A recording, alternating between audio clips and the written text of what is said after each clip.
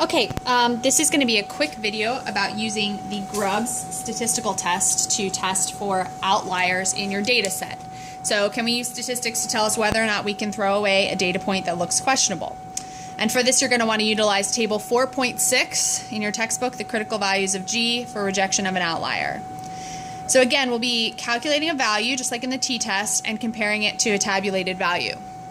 So our calculation is taking our questionable data point, subtracting the mean of our data set, and dividing it by the standard deviation. If GCalc is greater than GTable, then the data point should be discarded. If it's not, if GCalc is less than GTable, then the data point should be retained.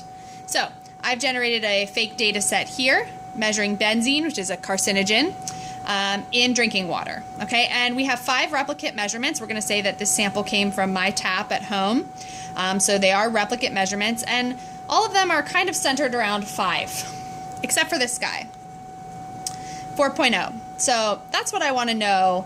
That's the data point that I want to know whether or not I'm able to discard that. So the first thing I need to do is generate a mean and a standard deviation for my data set. So the mean is 5.1, the standard deviation is 0.6, and I can write that value as 5.1 plus or minus 0.6 ppb.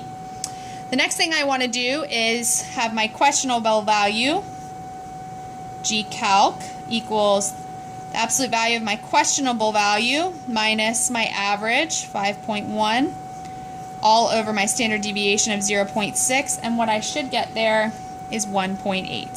So my GCalc is equal to 1.8, and my total number of observations, remember in this case, is 5. So when I look at my table, GTable, for 5 observations, the value is 1.672. So indeed, my GCalc is greater than my GTable. So I can go ahead and discard my 4.0 data point. Okay, very simple test for looking at whether or not we can, whether or not we're required statistically to include outliers. If you have any questions as you work these problems, please let me know. Thanks.